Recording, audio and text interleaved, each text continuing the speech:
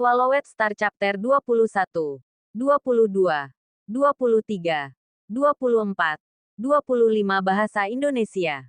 Bab 21. Pada hari Luo Feng dibebaskan, dua orang Zhou Huayang dan Zhang Haobai berada di sebuah ruangan di sebuah rumah teh yang eksotis. Saudara Zhou, apakah ada yang salah? Kamu memanggilku ke sini pagi-pagi sekali. Zhang Haobai berkata dengan suara pelan dan pelan. Apakah hal itu membuahkan hasil? Jika kamu melakukannya, yakinlah saudara Zhou, sama sekali tidak ada masalah dengan bagian uang. Zhang Haobai sedang menantikan apakah lengan dan kaki Luo Feng patah atau tidak. Zhou Hua yang duduk di sana dengan wajah muram, tidak mengatakan apapun. Saudara Zhou, Zhang Haobai merasa ada sesuatu yang aneh dengan suasana hati dan dengan tenang berkata, Saudara Zhou, mengapa kamu tidak mengatakan apa-apa? Zhang Haobai, kejam sekali. Kamu lelah hidup dan mencoba menyeretku turun bersamamu. Zhou Hua yang menatap dingin ke arah Zhang Haobai. Apa yang saya lakukan? Pikiran Zhang Haobai kosong saat dia dengan gugup berkata, Saudara Zhou, apa yang terjadi? Katakan dengan jelas. Zhang Haobai tahu ada sesuatu yang salah karena sikap dan wajah Zhou Huayang, tetapi dia tidak tahu persis apa yang terjadi. Zhou Hua yang menarik napas dalam-dalam dan berkata dengan pelan, Zhang Haobai, kamu menyuruhku mematahkan kaki dan lengan Luo Feng, kan? Ya apa? Zhang Haobai berkata sambil menganggukkan kepalanya. Apa? Zhou Hua yang berkata dengan dingin sambil mencibir. Luo Feng yang ingin kau tangani adalah seorang calon petarung. Petik 2. Diam. Ruangan itu benar-benar sunyi. Wajah Zhang Haobai pucat dan dia duduk di sana tanpa menggerakkan rambut. Bola keringat terus-menerus keluar dari dahinya. Zhou Hua yang tertawa dengan dingin di samping saat dia menyesap tehnya. Tidak mengatakan apa-apa.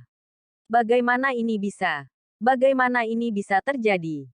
Perasaan cemburu Zhang Haobai benar-benar hilang. Satu-satunya perasaan yang tersisa adalah ketakutan. Keluarganya kaya. Jadi dia menjelaskan tentang hak istimewa calon pejuang. Baginya untuk mengirim orang untuk mematahkan lengan dan kaki calon pejuang. Calon pejuang tersebut dapat melalui badan keamanan kota Jiangnan dan menahannya. Begitu dia memasuki badan keamanan, hidupnya hancur. Tidak. Wajah Zhang Haobai benar-benar pucat. Kamu akhirnya takut dan kaget sampai tidak bisa berkata-kata. Zhou Hua yang dengan marah membanting cangkir ke atas meja dan berteriak. Brengsek, jika sampah ini benar-benar ingin mati, maka jangan menyeretku ke bawah bersamamu. Calon pejuang, kamu menyuruhku untuk mematahkan lengan calon pejuang dan kaki. Jika dia melaporkan ini ke agen keamanan, saya dalam masalah besar juga. Petik 2. Zhou Hua yang dengan marah mengatupkan giginya.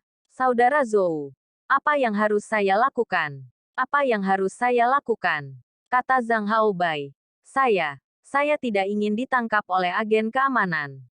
Katakan, apa yang harus saya lakukan? Badan keamanan. Bagi warga biasa, ini adalah tempat yang misterius namun menakutkan. Jika Anda tertangkap oleh mereka, hidup Anda praktis telah berakhir.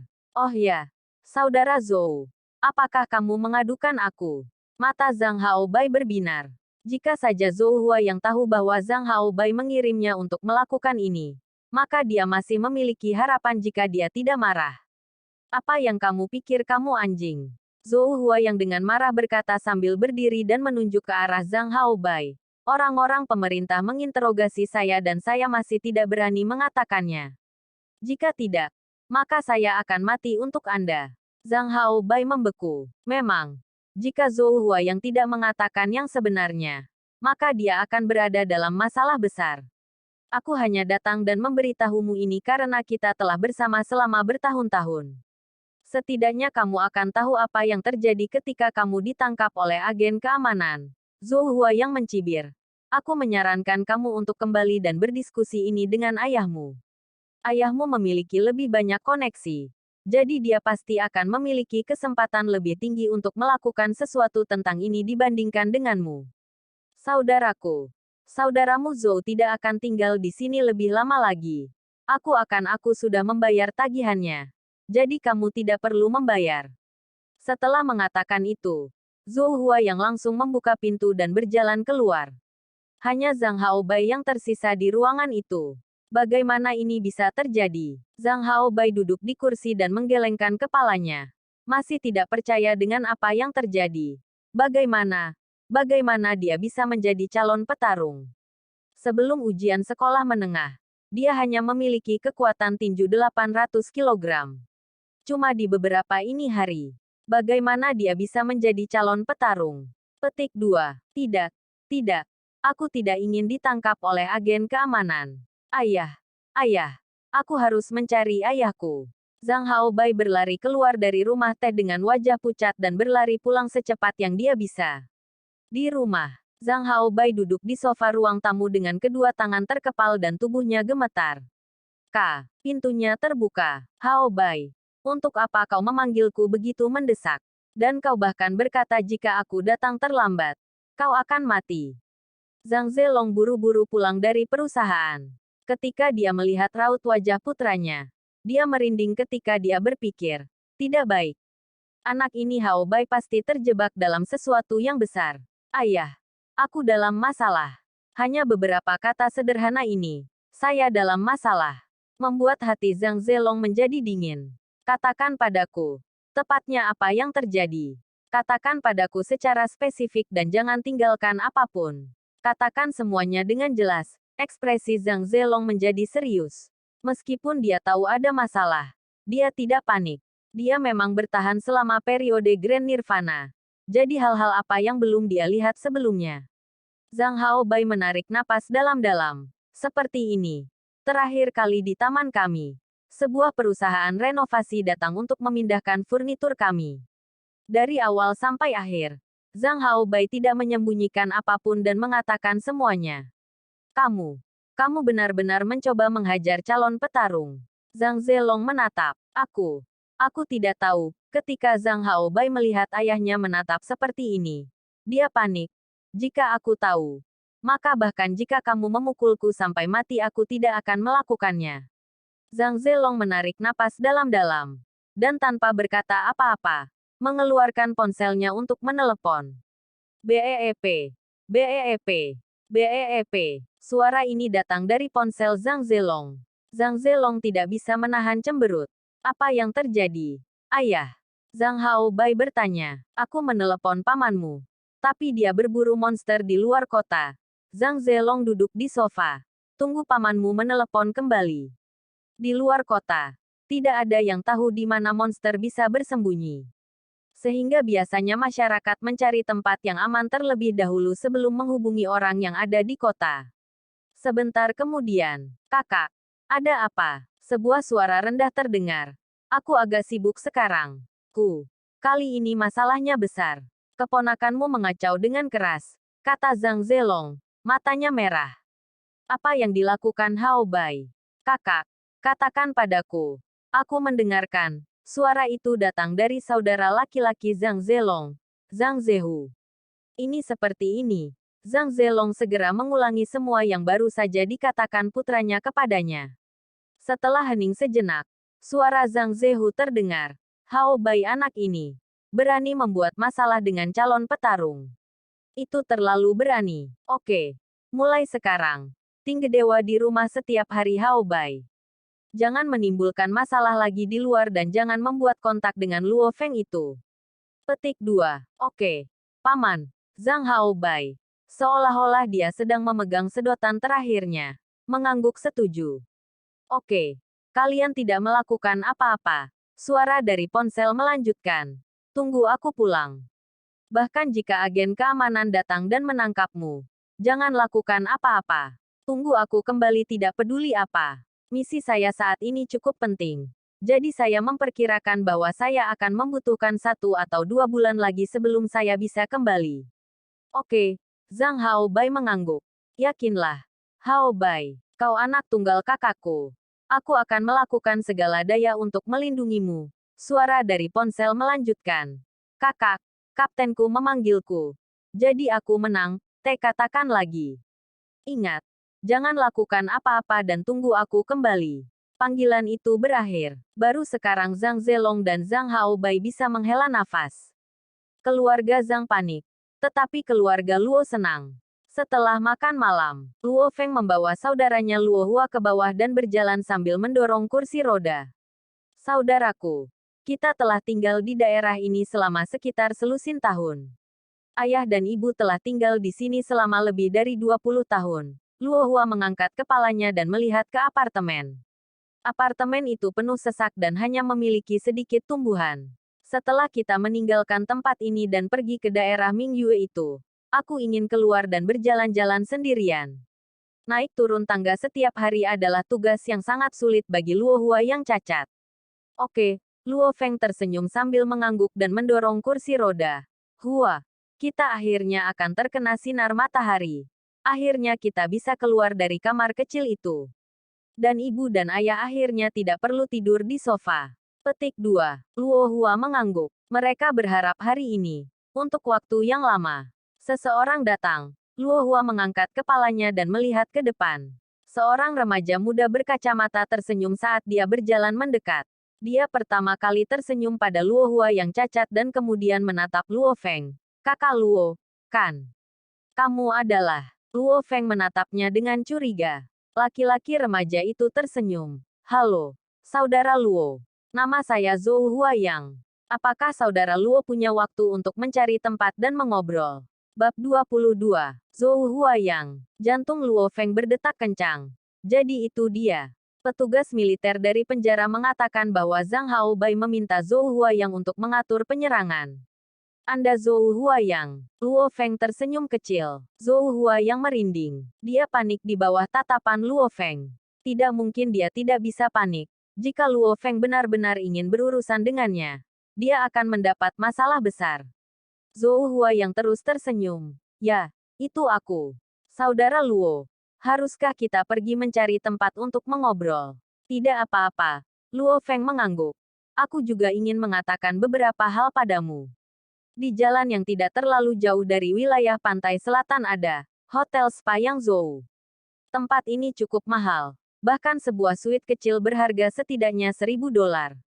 Luo Feng telah mendengar tentang tempat ini. Tetapi dia sendiri tidak pernah benar-benar memasukinya. Dan kali ini dia membawa saudaranya dan Zhou Huayang.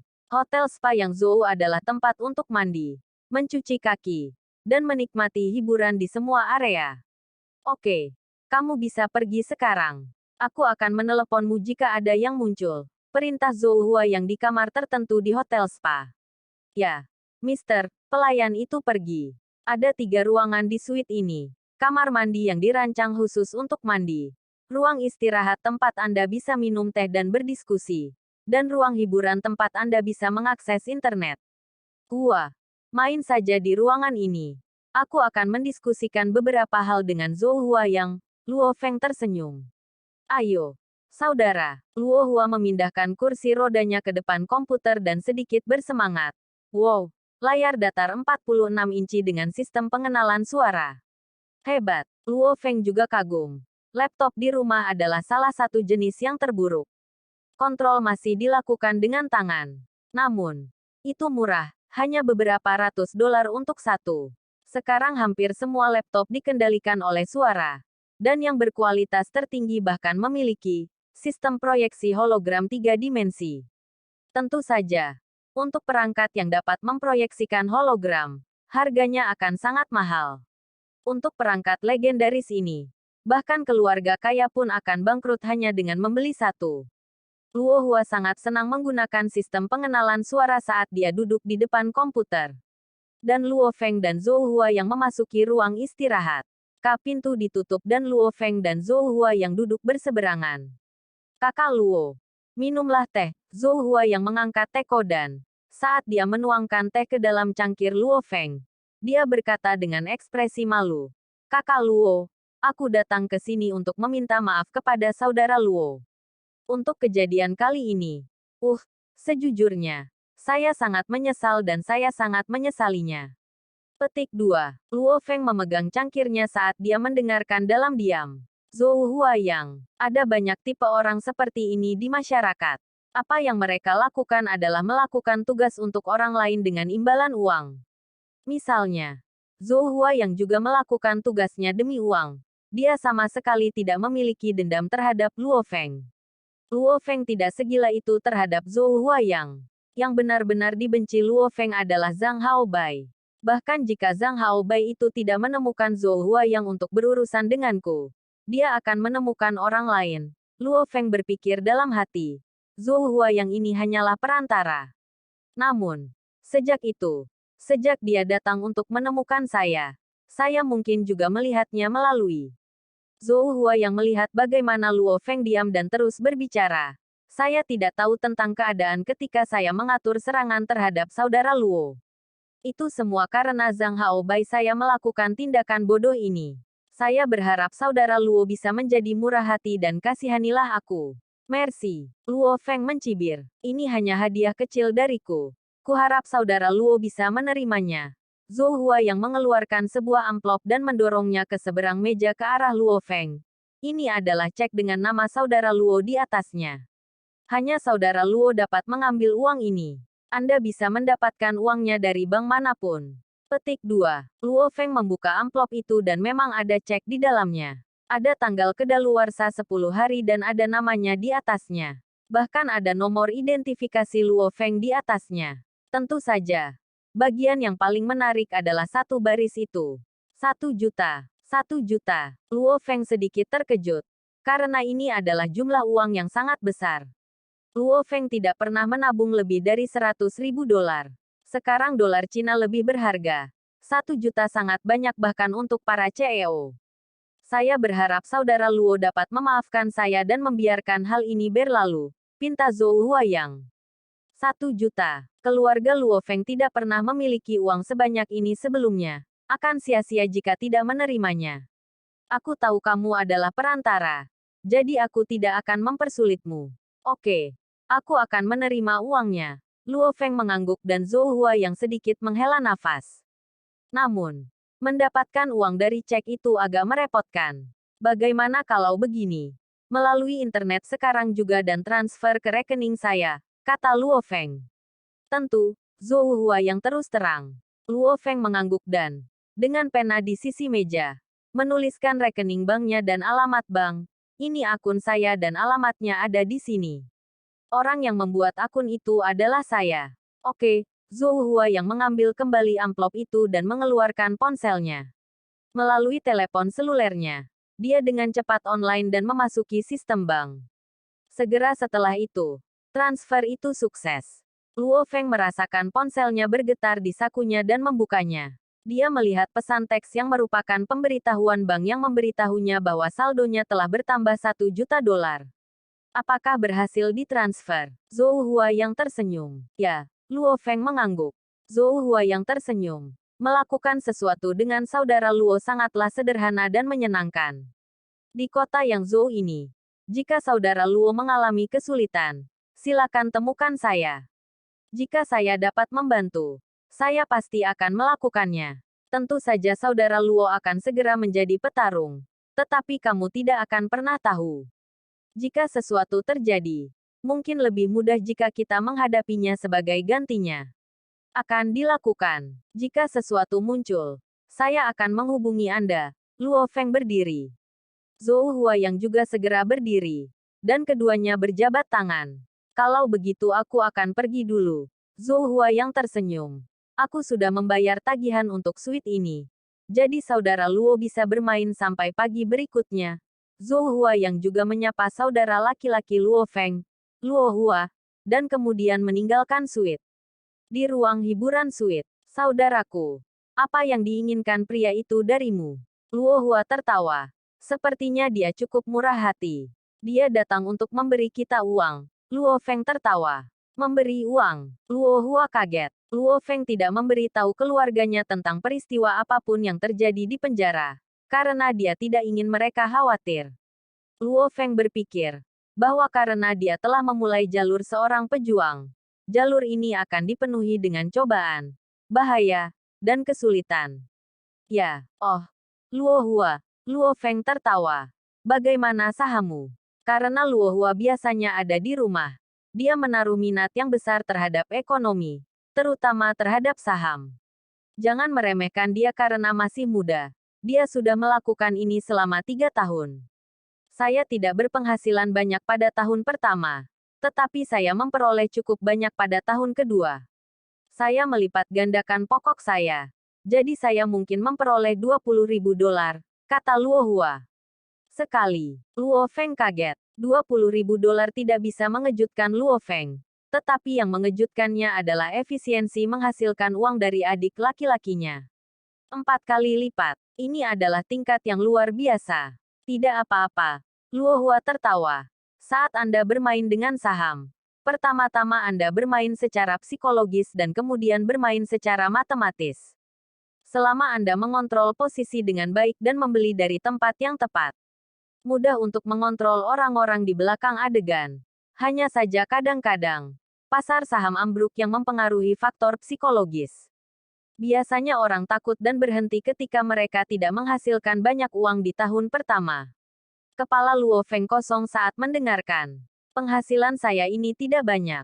Para profesional sejati mungkin bisa mendapatkan sekitar 10-20 kali lebih banyak daripada yang saya bisa dengan menggunakan kontrak.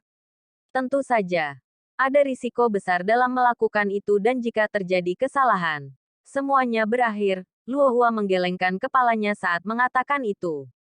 Meskipun Luo Feng tidak mengerti ini, dia mengerti satu hal. Saham bergantung pada bunga majemuk. Misalnya, saudaranya membutuhkan waktu 3 tahun untuk membuat beberapa ribu menjadi 20.000. Jika dia mulai dengan 1 juta, maka dia bisa mengubahnya menjadi 4 juta. Jika dia punya 4 juta, itu bisa berubah menjadi 16 juta. Ketika uang bertambah dengan sendirinya, ia mulai keluar dari proporsinya. Aku akan memberimu 500.000 nanti. Luo Feng tertawa. Terus bekerja. 500.000. Mata Luo Hua berbinar. Sahamnya sedang anjlok saat ini. Jadi saya mungkin bisa mendapat untung besar. Setelah tinggal bersama saudara laki-lakinya selama bertahun-tahun, dia mengetahuinya sejak lama, bahwa Luo Hua selalu berharap harga pasar saham turun. Tetangga mereka, Paman Wang, selalu berharap hal itu meningkat. Saudaranya mencoba menghasilkan uang sementara Paman Wang mencoba membayar kembali uang. Para profesional selalu berharap sahamnya turun. Luo Feng berpikir sendiri. Oh ya, saudara, dari mana Anda mendapatkan uang itu? Tanya Luo Hua. Dari orang Zhou Hua yang barusan. Luo Feng tertawa. Kamu bisa menggunakan uang ini. Setelah aku menjadi petarung, akan ada banyak uang untuk diusahakan. Seorang petarung biasa tidak menghasilkan sebanyak itu. Tapi, Luo Feng menyadari kekuatannya. Hanya saja trik telekinesis itu sudah lebih unggul dari senapan mesin berat. Peluru terbang dalam satu garis lurus. Sementara benda Luo Feng bisa berubah arah sesuka hati. Setelah saya lulus ujian tempur saya pada tanggal 1 Agustus saya akan memulai karir petarung saya. Luo Feng mengambil cangkir teh dengan tangan kanannya tetapi secara tidak sengaja memecahkannya. Teh dituangkan ke seluruh lantai. Luo Hua, yang berada di sampingnya, terkejut. Saudaraku, ada apa? Tidak ada. Luo Feng menggelengkan kepalanya dan tertawa. Namun, dia berpikir dalam hati, di penjara. Setelah melatih energi genetik saya, kekuatan saya meningkat dengan selisih yang sangat besar. Setelah kekuatan saya terbangun, kekuatan saya meningkat lebih banyak lagi. Saat ini, kekuatan dan kecepatan saya jauh melampaui sebelumnya. Namun, pertumbuhan yang cepat seperti itu bukanlah hal yang baik juga. Aku tidak bisa mengontrol kekuatanku dengan baik. Menghancurkan cangkir teh secara tidak sengaja menunjukkan bahwa dia tidak memiliki kendali yang cukup atas kekuatannya.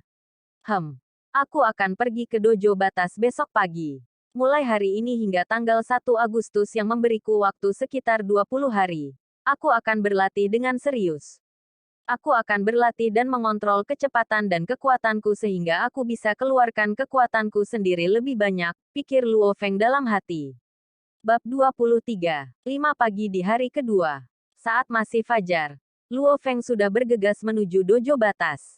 Karena masih belum mendapatkan sertifikat calon petarung, ia menggunakan tanda pengenal, anggota elit dojo, lamanya untuk memasuki dojo.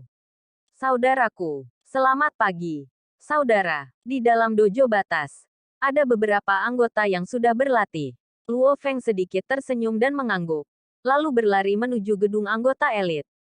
Karena masih belum memiliki sertifikat calon petarung, ia hanya bisa naik ke lantai 3, aula pelatihan anggota elit. Dia tidak punya hak untuk pergi ke lantai 4, yang merupakan wilayah instruktur. Sebuah suara datang dari aula pelatihan. Luo Feng melihat ke dalam dan melihat seorang remaja berjubah putih mengayunkan tombak besi. Saudara Tai Asteris, Luo Feng memanggil dengan keras. Datang pagi-pagi sekali untuk berlatih. Seberapa langkah? Asteris TL Not. Tai berarti besi. Gila, remaja berjubah putih itu berhenti dan menatap Luo Feng dengan wajah bahagia. Kenapa kamu datang ke sini? Haha. Oh, iya. Aku harus mengucapkan selamat gila karena telah lulus ujian calon pejuang. Bagaimana kamu tahu itu? Luo Feng terkejut. Hanya sedikit orang yang mengetahui fakta bahwa dia lulus ujian calon petarung. Tadi malam, guru kami memberitahu kami ketika dia mengajar. Dia memberitahu kami bahwa kamu dan saudara yang lulus ujian calon pejuang. Remaja berjubah putih itu tanpa daya mengusap keningnya. Melihat bagaimana kalian berdua lulus. Aku pasti tidak punya waktu untuk bersantai, jadi itu sebabnya saya datang ke sini pagi-pagi untuk berlatih. Luo Feng mengangguk. Jadi guru yang memberitahu mereka. Meskipun ada sekitar 30.000 anggota di dojo batas, hanya ada 6 guru. Dan hanya ada 1 instruktur. Ketika para guru mengajar, mereka biasanya melakukannya di aula pelatihan yang besar di mana ribuan anggota dapat hadir pada saat yang bersamaan. Tentu saja, tidak perlu mengajari para anggota elit, karena hanya ada segelintir dari mereka di seluruh dojo. Gila. Kamu sudah lulus ujian. Untuk apa kamu di sini pagi-pagi begini? Remaja berjubah putih itu tertawa. Tanggal 1 Agustus ujian tempur-tempur. Saya harus mempersiapkan diri. Luo Feng tertawa dan menuju ke ruang senjata di sisi aula pelatihan, yang terbuka. Setelah memasuki ruang senjata, ada bermacam-macam senjata di rak, bilah, tombak, tongkat, batang, kapak, pedang, tombak, del. Setiap kategori senjata memiliki divisi yang lebih kecil di dalamnya. Misalnya pisau memiliki 1 pisau tangan dan 2 pisau tangan. Dan pisau 1 tangan bahkan memiliki lebih banyak divisi. Seri hantu. Luo Feng membuka lemari tempat sejumlah besar bilah identik tergeletak. Tentu saja, bilah ini adalah salinan. Jadi mereka memiliki model, berat, dan pusat gravitasi yang sama persis dengan bilah aslinya. Hanya ada perbedaan kualitas bahannya. Pedang asli yang dapat membunuh monster mungkin berharga sekitar ratusan ribu. Sementara salinan ini hanya berharga beberapa ratus. Jadi harganya cukup murah. Luo Feng memilih pedang tertentu. Pedang hantu seri kedua. Panjang bilahnya 78 cm dan panjang seluruhnya 101 cm. Itu 5. Lebar 2 cm dan bagian belakang bilahnya tebal. Ujung bilahnya tajam dan cocok untuk menusuk. Luo Feng mengayun 2 kali dan mengerutkan kening. Aku sudah lama menggunakan pedang ini.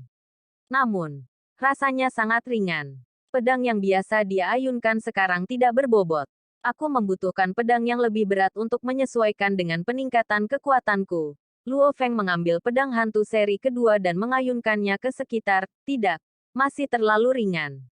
Yang ini tidak cukup berat. Ringan. Terlalu ringan. Luo Feng memilih pedang hantu seri kedua terberat dan menggelengkan kepalanya. Sepertinya kekuatanku benar-benar meningkat terlalu banyak. Aku tidak dapat menemukan pedang di ruang senjata anggota elit yang cocok untukku. Luo Feng hanya bisa meninggalkan lantai 3 dan pergi ke tanggal 4. Lantai 4 adalah tempat para guru dan instruktur sering pergi ke. Luo Feng tahu bahwa ada juga ruang pelatihan dan ruang senjata di sana. Calon pejuang juga memiliki hak untuk masuk. Tetapi saya masih belum memiliki calon pejuang saya, sertifikat. Tidak yakin apakah saya diizinkan berada di sini. Di sisi tangga, ada seorang veteran yang bertugas di sebuah ruangan kecil. Apa yang kamu lakukan? Tempat ini bukan untuk siswa. Veteran tua yang bertugas berdiri dan tiba-tiba mengeluarkan wajah terkejut dan tertawa. Oh, ini Luo Feng. Saya mendengar dari instruktur Jiang bahwa Anda lulus calon ujian tempur. Haha. Ayo masuk. Terima kasih. Paman Li, Luo Feng menghela nafas lega. Jika Paman Li ini keras dan memaksa Luo Feng untuk menunjukkan sertifikat petarung prospektifnya, maka Luo Feng tidak akan bisa masuk.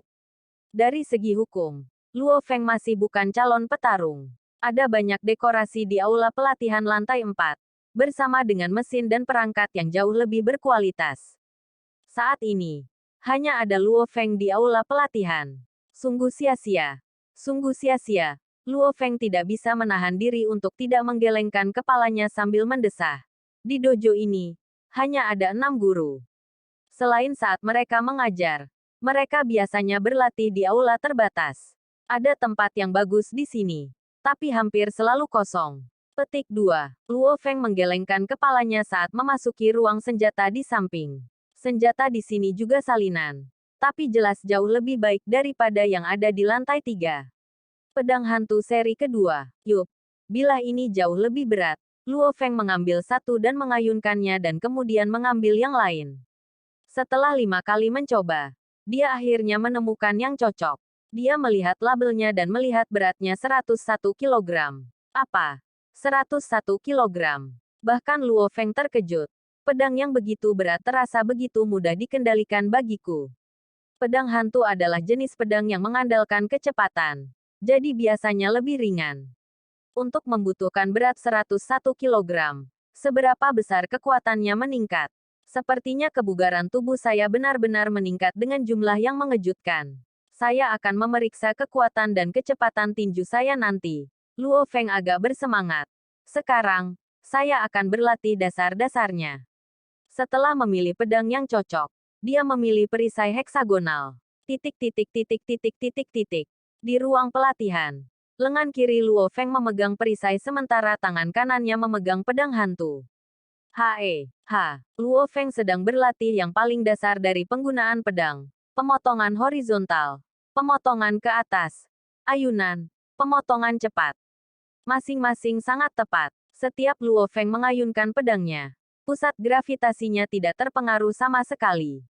Dia terus berlatih seperti ini dan meningkatkan dirinya sendiri. Kekuatanku terlalu besar sekarang jadi aku tidak bisa mengontrol kekuatan mengayunku dengan baik. Luo Feng tahu masalahnya sendiri. Kekuatanku hebat, tapi aku harus bisa menggunakannya. Luo Feng jelas. Bahkan jika tingkat kebugaran Anda lebih tinggi dari lawan Anda, itu tidak berarti keahlian Anda. Beberapa orang hanya dapat mengekspresikan 30% dari kekuatan mereka. Beberapa orang dapat mengekspresikan 505. 60%, 70%, dan bahkan 100%. Beberapa Grandmaster kelas Bladesman dapat menggunakan sedikit kekuatan untuk membunuh makhluk yang 10 kali lebih kuat darinya. Inilah pentingnya keterampilan dan pengalaman.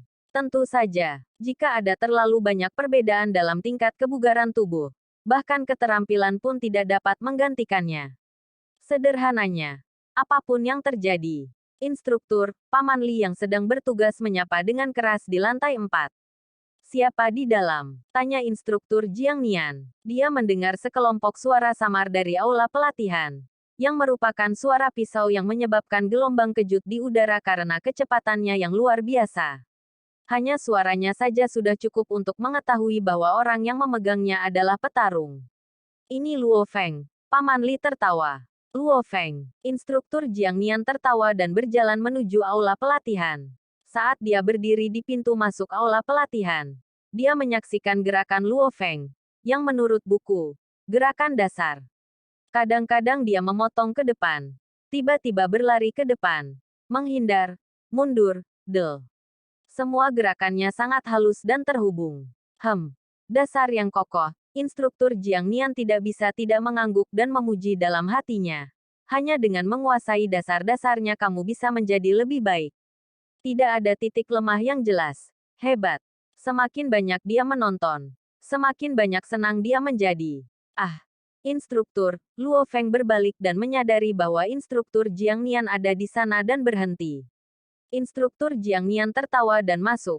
Luo Feng, keterampilan bagus. Kamu sudah berlatih sejak masih muda. Ya, sebelum saya mendaftar di dojo, saya berlatih sendiri di rumah. Luo Feng tertawa. Instruktur Jiang Nian menganggukkan kepalanya dengan puas.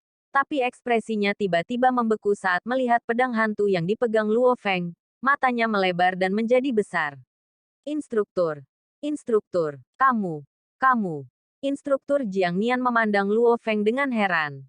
Kamu baru saja mengayunkan pedang hantu seberat 101 kilogram. Ya. Luo Feng membeku. Instruktur Jiang Nian menggelengkan kepalanya. Tidak mungkin. Tetapi segera setelah itu, mata instruktur Jiang Nian berkedip dan dia menatap Luo Feng seolah-olah dia adalah permata. Luo Feng, cepat pergi ke mesin penguji kekuatan tinju di sana dan tunjukkan hasilnya. Aku ingin melihat dengan tepat seberapa kuat dirimu sekarang. Bab 24. Kekuatan tinjunya selama ujian calon petarung adalah sekitar 1.100 kilogram. Hanya dalam beberapa hari ini dia bisa tumbuh ke titik di mana dia dapat dengan mudah menggunakan pedang hantu 101 kilogram. Bukankah itu berarti kekuatannya hanya melonjak 1 kali lipat, beberapa kali? Instruktur Jiang Nian menarik napas dalam-dalam. Sejak dia menjadi instruktur dojo, kontribusi dojo, Jiang Nian menurun.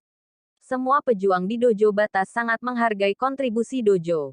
Cara tercepat untuk meningkatkan kontribusi adalah dengan membunuh monster. Namun, Jiang Nian sudah lama tidak berburu.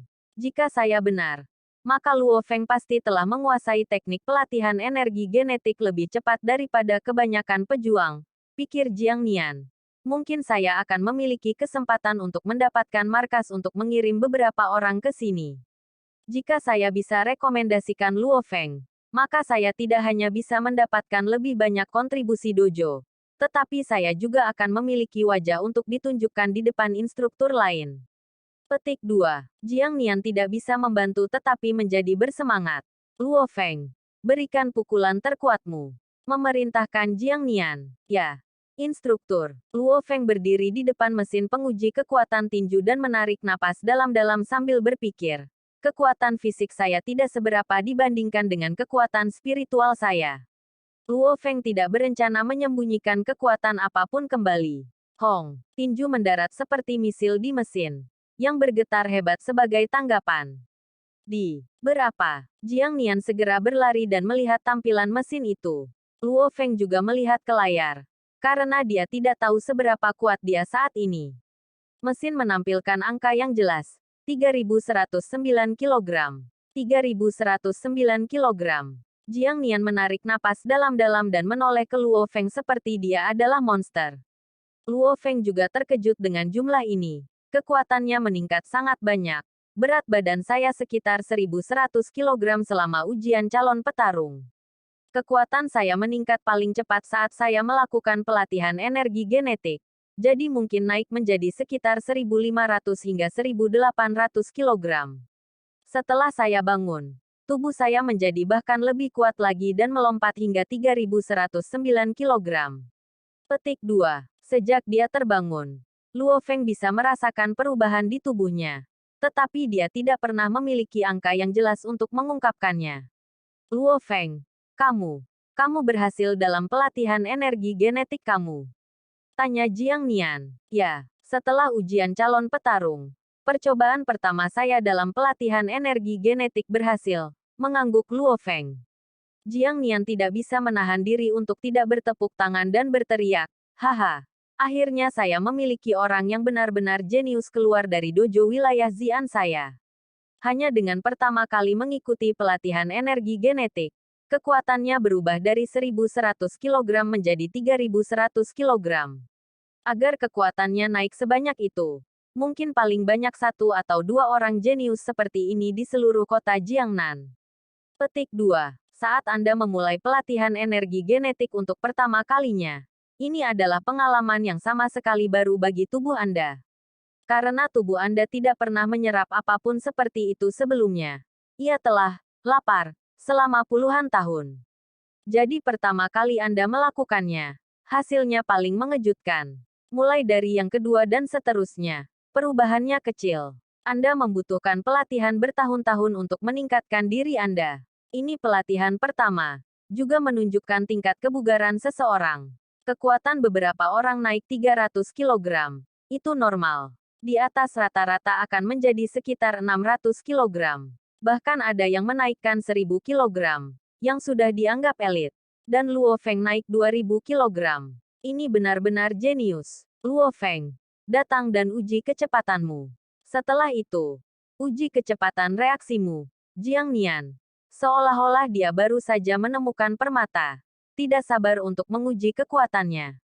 Ya, instruktur, Luo Feng juga sedikit bersemangat. Hasilnya segera keluar. Kekuatan 3109 kilogram. Kecepatan 58 meter per detik. Kecepatan reaksi. Prajurit pemula poin penuh pahlawan tingkat menengah luar biasa. Haha. Monster juga keluar dari wilayah Xian saya. Jiang Nian melihat ke final menilai tes kecepatan reaksi dan memerah karena kegembiraan dan menepuk bahu Luo Feng. Luo Feng, kontribusi dojo instruktur Anda akan mengandalkan Anda. Luo Feng hanya tertawa kecil. Luo Feng, dengan peningkatan kekuatanmu, aku bisa membiarkanmu bergabung dengan dojo lebih awal. Jiang Nian berkata, kamu tidak perlu melalui ujian tempur-tempur. Kamu dapat bergabung sekarang. Bergabung dengan dojo batas. Luo Feng curiga. Biasanya, Anda hanya mendapatkan hak untuk bergabung dengan suatu kekuatan setelah menjadi seorang pejuang. Luo Feng, karena kamu keluar dari dojo batas wilayah Xianku. Secara teknis aku adalah orang yang memimpin jalanmu. Instruktur Jiang Nian menepuk bahu Luo Feng dan tertawa. Aku tidak akan menyembunyikannya darimu. Dengan pertama kali Anda melakukan pelatihan energi genetik, kekuatan Anda meningkat lebih dari 2000 kilogram. Dan kecepatan serta kecepatan reaksi Anda juga meningkat. Pesat, sangat mudah untuk mengatakan. Bakat Anda adalah level jenius atau harus saya katakan level monster. Dalam dari seluruh 200 juta penduduk kota Jiangnan, mungkin hanya ada 1 atau 2 orang yang berbakat ini. Petik 2. Luo Feng tidak bisa menahan tawa di dalam. Level monster. Hanya Luo Feng yang tahu bahwa kekuatan tinjunya naik hanya sekitar 600 kilogram setelah pertama kali melakukan pelatihan energi genetik. Hanya setelah dia terbangun, kekuatannya mampu meningkat ke jumlah yang mengejutkan ini. Namun, Jiang Nian tidak bisa memikirkan itu. Karena pelatihan energi genetik adalah penyebab peningkatan kekuatan petarung normal. Para jenius sepertimu secara alami akan dibina oleh Thunder Dojo, geng bawah tanah, dan keluarga lain setelah kamu menyelesaikan ujian tempur-tempurmu. Jiang Nian tertawa. Pada saat itu, kamu mungkin menemukan kondisi mereka yang murah hati memikat. Luo Feng menyadari, ya, jika hanya 1 atau 2 monster seperti ini muncul di seluruh populasi 200 juta di kota Jiangnan, lalu siapa yang tidak akan mencoba untuk memperebutkan mereka? Jadi, jika aku mengizinkanmu bergabung sekarang, bukankah itu lebih baik? Instruktur Jiang Nian tertawa. Tentu saja, tidak perlu khawatir. Kondisi kita sama sekali tidak buruk. Petarung biasa biasanya mendapatkan villa pribadi dan 100.000 dolar Cina. Luo Feng, Anda perlu menjaga uang Anda. Armor, senjata, buku panduan, dan beberapa senjata khusus lainnya.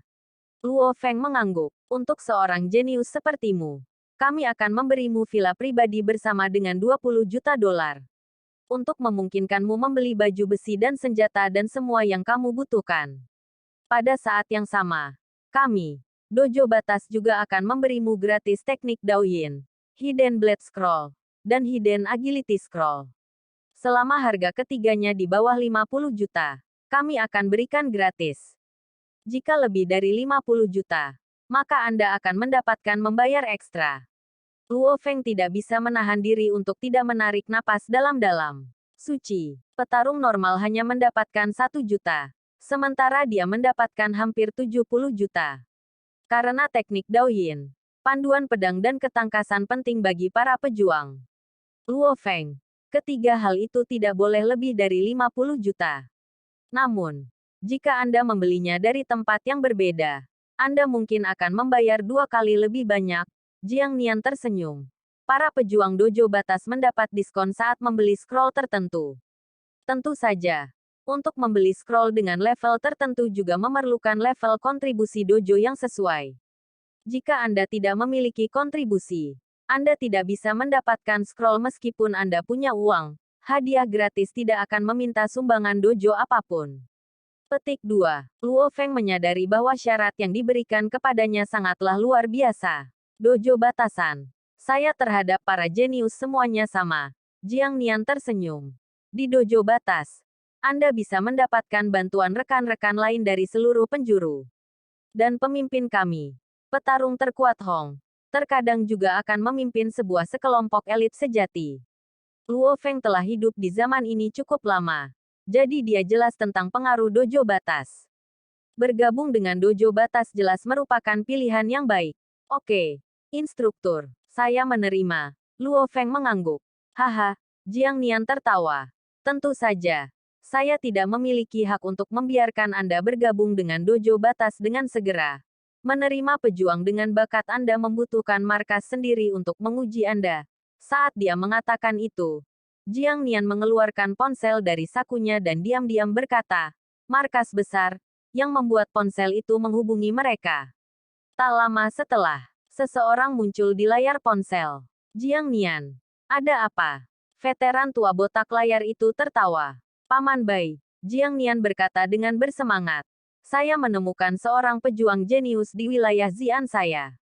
Kekuatan tinjunya meningkat 2000 kg setelah pertama kali melakukan pelatihan energi genetik. Kecepatannya adalah 58 meter per detik dan tes kecepatan reaksinya sangat baik dalam ujian prajurit menengah. Oh, veteran tua botak terkejut dan bertanya. Pertama kali dan itu meningkatkan kekuatannya sebesar 2000 kg. Berapa umurnya? Semakin tua Anda, semakin rendah nilai Anda untuk diasuh. 18 tahun. Jiang Nian menjawab. Apa? Baru berusia 18 tahun. Veteran tua botak itu tiba-tiba berdiri dan berteriak. Cepat bawa dia ke markas di sini nak. Aku akan segera mengatur tes untuk anak ini. Oke. Aku akan segera pergi ke markas. Jiang Nian menutup telepon dan berpaling ke Luo Feng sambil tersenyum. Luo Feng, ikut aku sekarang ke markas. Ya. Instruktur. Saya akan meletakkan pedang hantu dan perisai heksagonal kembali ke ruang senjata. Tepat ketika Luo Feng berbicara, Jiang Nian menarik Luo Feng. Siapa yang peduli dengan ruangan? Biarkan saja di lantai. Cepat. Jangan buang waktu. Saat dia mengatakan itu, Jiang Nian menarik Luo Feng dan bergegas menuju tangga. Pada saat yang sama, Jiang Nian memerintahkan, Li Tua, aku mungkin tidak akan punya waktu hari ini. Jadi batalkan pelajaran malam ini. Ya, instruktur, Paman Li mengangguk. Dan tepat ketika dia mengatakan itu, Jiang Nian dan Luo Feng tidak lagi dalam bidang penglihatannya. Bab 25. Instruktur Jiang Nian menggunakan hak istimewanya untuk naik kereta menuju bagian utama kota tanpa membeli tiket. Kota Jiangnan terdiri dari bagian utama dan 8 bagian sekitarnya. Sarana transportasi antar ruas adalah kereta api. Jika orang biasa ingin naik kereta, mereka harus membeli tiket 3 hari sebelumnya. Tiket juga sangat mahal, dan untuk pergi dari satu kota ke kota lain, tidak akan terpikirkan oleh kebanyakan orang karena harganya. Sebagian besar dari 200 juta penduduk tidak akan pernah meninggalkan kota Jiangnan. Kota Jiangnan. Bagian utama. Jiang Nian dan Luo Feng berjalan berdampingan di trotoar. Luo Feng, perhatikan ada perbedaan antara bagian utama dan yang Zhou kita. Jiang Nian tersenyum sambil menunjuk ke sekeliling. Luo Feng melihat sekeliling dan menggelengkan kepalanya. Tidak juga. Hanya saja ada lebih banyak orang. Lebih banyak mobil. Dan ada trotoar yang lebih besar. Segala sesuatu yang lain normal. Memang. Tidak ada yang istimewa dari lokasi mereka saat ini. Jiang Nian tersenyum. Saat ini. Tidak banyak perbedaan. Tapi Anda akan segera melihatnya. Halo. Jiang Nian menjawab telepon genggamnya. Jiang Nian. Berapa lama lagi sampai kamu sampai di sini? Veteran tua itu muncul di layar ponsel. Kami akan sampai di sana dalam 10 menit, Jiang Nian tersenyum. Oke. Saya sudah mendapatkan semua otoritas utama di sini. Otoritas utama. Jiang Nian terkejut. Saat mereka berbicara, Luo Feng memperhatikan area luas di depannya. Ada dinding putih perak terbentang dan gedung pencakar langit biru tua yang besar.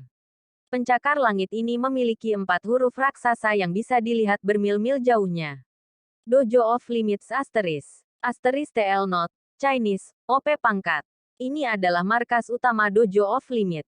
Markas kami di kota Jiangnan, kata Jiang Nian. Pasti ada banyak prajurit. Luo Feng menarik napas dalam-dalam. Di luar tembok dojo markas batas, ada banyak tentara yang memegang senjata sungguhan. Perasaan yang diberikan markas kepada Anda seperti binatang yang bersenjata lengkap. Dan di gerbang utama, ada barisan tentara yang terbentang sejauh 100 meter. Ini adalah dojo, pasukan batas kita. Jiang Nian tersenyum. Keamanan di dalam gedung juga tinggi. Pergi. Masuk, Jiang Nian membawa Luo Feng menuju gerbang utama. Biarkan mereka masuk. Seorang pria bersenjata satu dengan bekas luka di wajahnya melambaikan tangannya. Dan semua tentara mundur selangkah. Seluruh proses membuat Luo Feng menahan napas. Pria bertangan satu tersenyum sambil melihat ke arah Jiang Nian. Jiang tua, sudah lama sejak kamu berada di sini. Kita harus minum bersama nanti. Oke, Jiang Nian tersenyum dan mengangguk. Dia lalu melirik ke arah Luo Feng. Luo Feng, dia adalah seniormu. Sapa Paman Lu. Paman Lu, Luo Feng menyapa dengan keras. Dia bisa merasakan bahwa pria berlengan satu ini adalah petarung yang kuat. Lumayan. Nak, pria bertangan satu itu mengangguk sambil tersenyum. Kita sedang terburu-buru. Jadi kita akan bicara nanti. Paman Bai sedang menunggu kita di sana. Jiang Nian segera membawa Luo Feng ke halaman markas, yang terlihat seperti taman raksasa. Ada sungai yang mengalir, gunung palsu, dan petak bunga di mana-mana. Dan Luo Feng bisa merasakan bahwa setiap orang yang dia lewati adalah spesial. Jiang Nian menghela nafas saat dia berjalan bersama Luo Feng. Paman Lu tadi adalah salah satu teman baikku yang akan bertarung dengan mempertaruhkan nyawanya bersamaku di masa lalu. Dia adalah teman baik yang telah melalui banyak kesulitan. Lengannya dipatahkan oleh gorila baja hitam dalam satu pukulan. Petik 2. Luo Feng mendengarkan dalam diam. Para pejuang di dojo batas kita sangat bersatu. Jiang Nian menunjuk ke arah gedung pencakar langit. Lihat, gedung itu adalah markas bagi pejuang dojo batas di kota Jiangnan. Hampir setiap orang yang keluar dari gedung itu. Yang dimaksud dengan pejuang, hampir setiap orang. Luo Feng tersentak, melihat melalui kaca gedung. Ada hampir 100 orang di dalamnya. Ada 200 juta penduduk yang baik di kota Jiangnan. Bagaimana kita bisa kekurangan pejuang? Jiang Nian tertawa. Di gedung ini, lantai 1 adalah lobi untuk mengobrol dan makan. Lantai 2 hingga 9 digunakan untuk pelatihan level prajurit. Lantai 10 hingga 19 adalah untuk petarung level umum.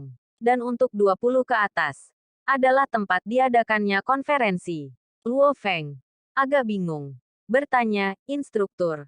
Petarung dibagi menjadi prajurit dan level umum. Pejuang sebagian besar dibagi menjadi tingkat prajurit, tingkat umum, dan tingkat penguasa pertempuran yang sangat langka. Jiang Nian menjelaskan dengan tenang. Kebanyakan orang berada di level pejuang. Banyak pejuang tetap dalam level prajurit selamanya. Dan level prajurit dibagi menjadi prajurit pemula, prajurit menengah, dan prajurit elit. Sebagian besar pejuang yang baru saja lulus ujian termasuk ke tingkat prajurit pemula. Petik 2. Luo Feng. Dengan kekuatanmu saat ini, kamu mungkin seorang pejuang tingkat menengah, kata Jiang Nian. Luo Feng mengangguk. Sepertinya dengan kekuatannya, dia masih di level bawah para petarung.